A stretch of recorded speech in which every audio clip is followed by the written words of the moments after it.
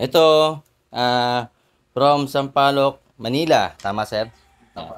So, kita nyo ha. Ito yung problema ng motor niya. Yan. Tapos, may mga leak na ng langis. Then, ito. Basa yung muffler tip. Ayan o. Kitang-kita yung langis. Ayan. Basang-basa. Tapos,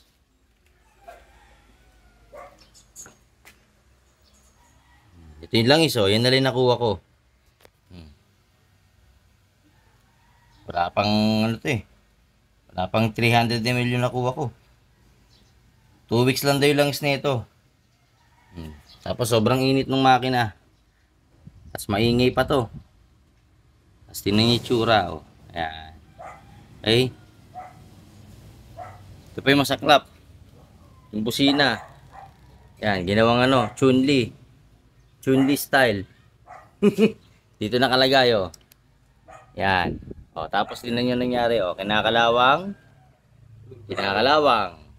Tapos, ayan, o. Ito yung, ano, pagkakagawa ng wire. Ayan. Saan pa yung isa? May nakita pa ako, eh. Ayan, o. Ayan, o. Tapos, putol. Ito. Ayan, o. Putol ang wire.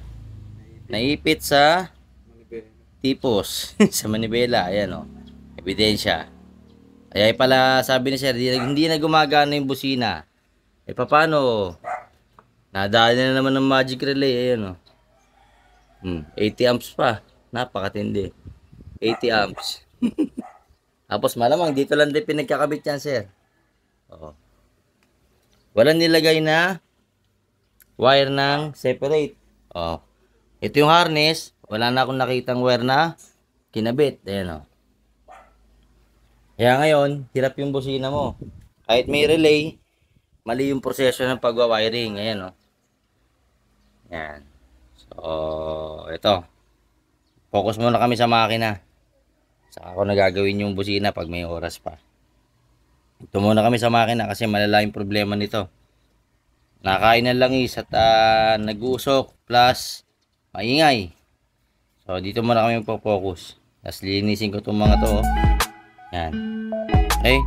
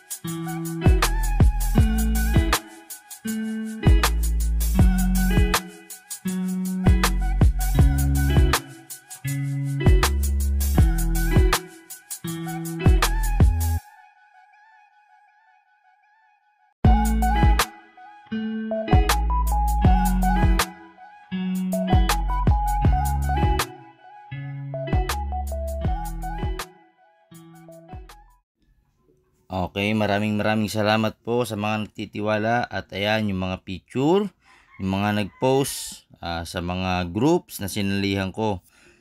Super thank you po sa inyo, no? Dito ko na lang ipopost sa YouTube ko at sa FB page ko, yan. Nakikita nyo naman no, kung paano ko ginagawa yung motorsiklo. Yan, sila mismo nagpipicture at hindi ko po sila pinipilit mag-post. Sila po ang nagpo-post niyan sa mga group. So, name-mention po nila yung pangalan ko. Then, ini-screenshot ko na lang po yung mga nakuha na lang picture. Saka yung mga comments nila. Yung mga recommendations nila. At ayan nga po yung mga halimbawa. Yung mga before. Yung mga after. Kung paano ko ginagawa yan. may mga tutorials video naman po ako niyan, no? So, ayan, at nakikita nyo naman po, no? So, yan yung mga halimbawa. Yan, libre pagkain pa. Alright, so yun po. Maraming salamat.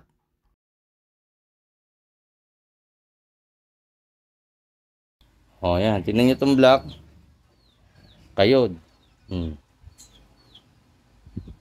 Ayan, no? Dami. Taas baba yan.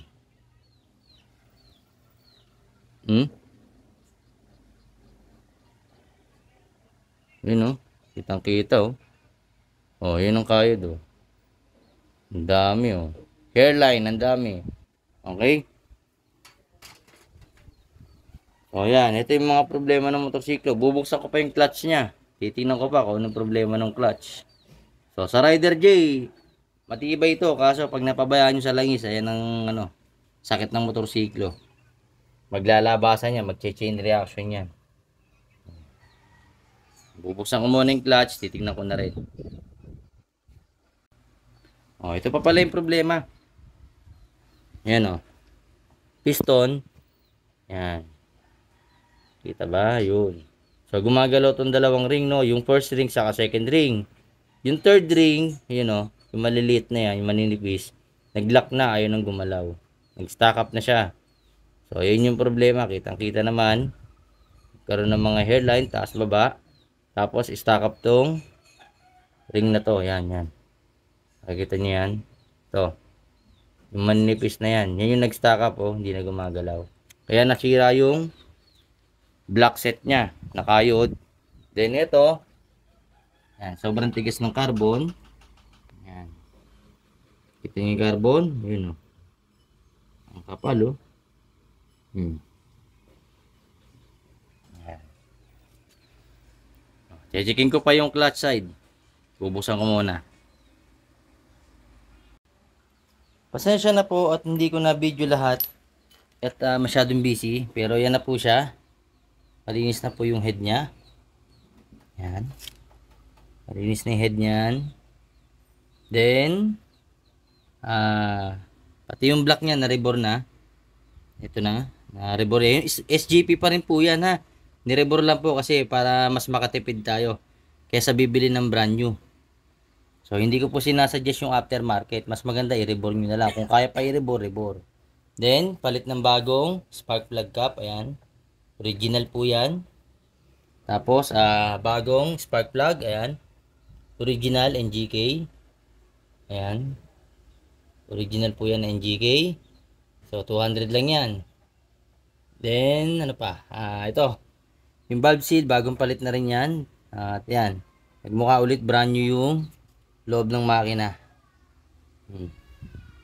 Then, ayan. Sinecheck ko kung naka-timing talaga. Ayan. So, kakabit ko na lang yung throttle body. Saka yung cover. Then, titingnan natin kung okay na. Kung maayos na yung takbo nito. So, ayan. After nito, papakita ko yung video. Yung resulta. So, pasensya na po, hindi ko napakita yung video kung paano ko siya nalinis. At alam nyo naman kung paano ko maglinis. Ano po? Yan. Lumihan pa. Okay, washer. Ano na kulay ng makina? Pogi na? Parang bago.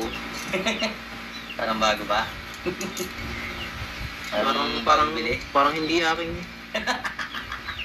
Kanina yung kulay tinapa. Kaya ang kulay niya.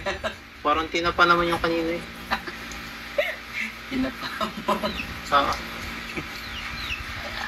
Ngayon, ba't ka nandito kasi? Huwag mo na masyadong hihigpit, ha? Sakitong higpit lang. Yung halalay lang. Oops, ayan. Yan lang. Yung saktong ano lang. Kasi may tos tayong panghigpit yan.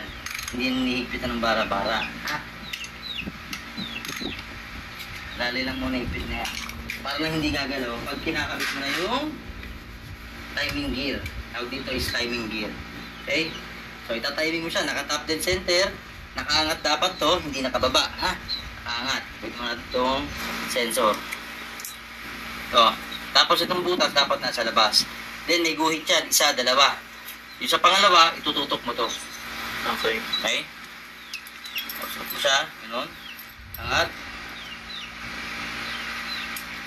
Dapat, may sakto mo yung ngipin.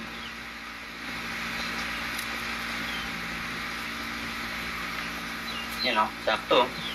Kita mo? Tugmang-tugma, walang daya. Ay. Pasok na yan, sure na yan. Sa kami lalak.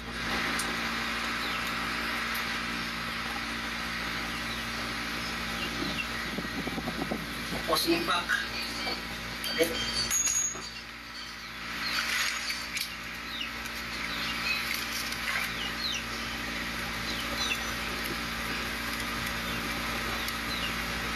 So, itong ipit lang muna. Kung masyadong iipitan, hanggang di po nabababa ito. Tapos, saka may babaya. Release. Diba maluwag? Yan o. Gumagalaw yung kadena. Malawlaw. Ipitan ko. Counterclockwise. Bitaw. Ayaw na. Diba? Ayaw na. Bumaba na yung ano, buwaba na Umipit na. yung tensioner. Umipit na lang. Yan. Sabihin, pag umipit na, pwede mo nang isara to. Sakto lang. 1, 2, 3. Tapos na yun. Ayun, umikot. Yun, Tapos na. umikot. Double secure. Yan. Ayun. Hindi ka na sobrang higpit. Para next time, maayos mo siya ulit.